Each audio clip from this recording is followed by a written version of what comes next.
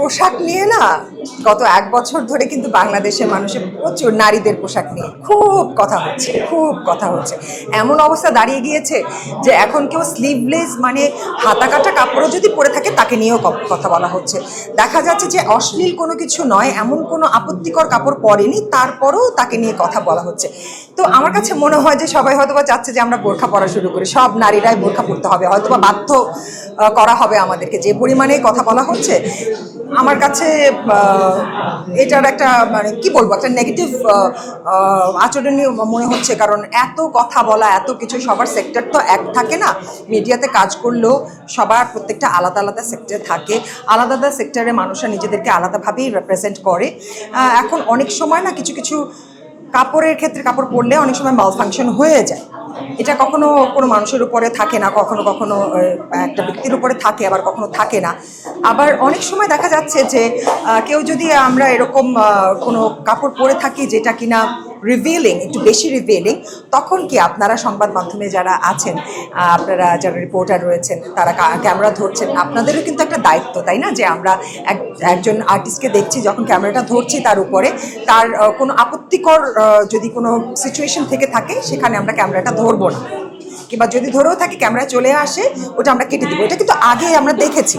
আগেকার সময়ে যেরকম মালফাংশন হতো না ক্লোদিংয়ে, তা না, তা হতো, কিন্তু তখনকার রিপোর্টাররা না এটাকে এভাবে সামনে আনতো না। আর এখনকার সময় হচ্ছে কি খুব বেশি করে এমনভাবে ক্যামেরাগুলো ধরা হয়, এমন অ্যাঙ্গেল থেকে ধরা হয় যাতে আরও অকওয়ার্ড লাগে, আরও উইয়ার্ড লাগে। তো সেটা আরও একটু বিব্রতকর আমার মনে হয়। তো যারা মানে যাদের ক্লোদিং কিংবা, আমি আসলে এটাতে কিছু বলবো না, কারণ পোশাকের বিষয়টা কি যার যার স্বাধীনতার বিষয়। যে যেরকমভাবে নিজেকে স্বাধীন মনে করে করতে পারে, যেটা মনে হয় যে তাদেরকে they are comfortable wearing that attire, they can carry it, they can go on and carry it, but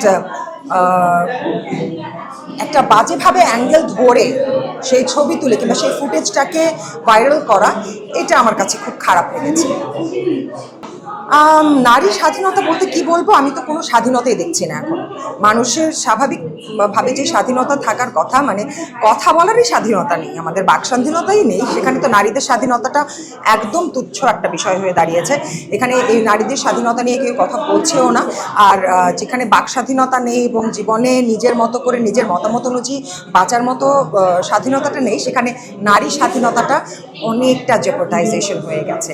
আমরা অনেক ঝুঁকিতে আছি। সারাক্ষণ প্রতিদিনই আমি শুনতে পাই যে আমাকে নিয়ে কোনো না কোনো দল, কোনো না কোনো গ্রুপ তারা প্ল্যান করছে আমাকে মব অ্যাটাক করবে, কিংবা আমার উপরে আমাকে আইনি ঝামেলায় ফেলানো হবে।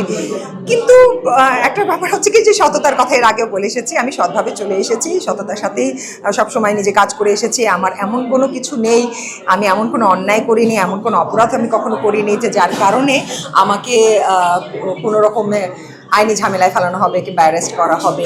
কিন্তু এই ধরনের ভয় ভীতি আমাকে দেখানো হচ্ছে, আর সেই ভয় ভীতির জন্যই আসলে এই মুহূর্তে আমি কোনো কথাই বলতে চাচ্ছি না, কারণ মতামত প্রকাশ করতে পারছি না। নিজের পরিবার তো রয়েছে, সন্তান রয়েছে, তাই না? যখন নারী একটা মা হয়ে যায় তখন কিন্তু তার মায়ের লাগামটা তার সন্তানই হয়ে যায়। সো সন্তানদের সুরক্ষার জন্য, সন্তানদের সিকিউরিটির জন্য কিন্তু মায়েদের অনেক সময় দেখেছেন লাগাম টেনে ধরে রাখতে হয়, কিছু করতে পারি না। সেই জায়গাটায় আমি এখন অবস্থান করছি। আমি একজন মা, সে মা হয়ে সন্তানের সুরক্ষার দায়িত্বটা আমি পালন করে যাচ্ছি, যার কারণে আমি মুখ বন্ধ রেখেছি।